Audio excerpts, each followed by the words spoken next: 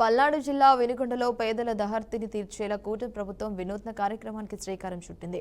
ప్రభుత్వం chief whip MLA జీవి ఆంజనేయులు వినుకొండ మున్సిపాలిటీలోని 30వ వార్డులో కేవలం 200కే త్రాగునీటి కుళాయి కనెక్షన్ల పథకానికి లాంఛనంగా ప్రారంభించారు. మొత్తం 32 వార్డుల్లోని 220 కుటుంబాలకైతే బీపీఎల్ ఈ పథకం వర్తిస్తుందని, లబ్ధిదారులు చెల్లించాల్సిన నామమాత్రపు ఫీజును కూడా శివశక్తి ఫౌండేషన్ భరించడం గమనార్హం. గత ప్రభుత్వంలో కనెక్షన్ కోసం 10,500 వసూలు చేసి పేదలకు ఇబ్బంది పెట్టారని, ఇప్పుడు కూటమి ప్రభుత్వం అతి తక్కువ ధరకే నీటి సౌకర్యం కల్పిస్తూ సుపరిపాలన దిశగా అడుగులు వేస్తోందని ఈ సందర్భంగా జీవి ఆంజనేయులు అన్నారు. బీపీఎల్ కనెక్షన్లు పేదవాళ్ళకి వినుకొండ పట్టణంలో 200 రూపాయలకి పేదవాళ్ళకి కనెక్షన్ ఇచ్చాం.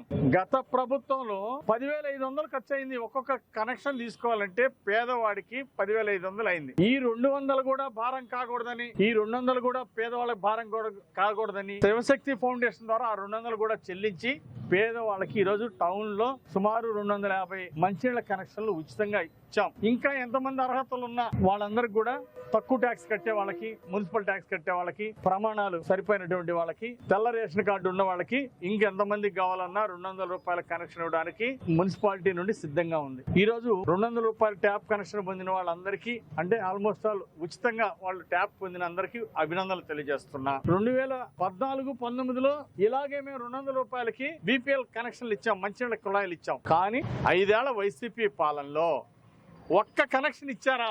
ఎందుకు ఇవ్వలేదు? మీకు పేదలంటే నిర్లక్ష్యం. అందుకంటే ఏంటి చెప్పండి?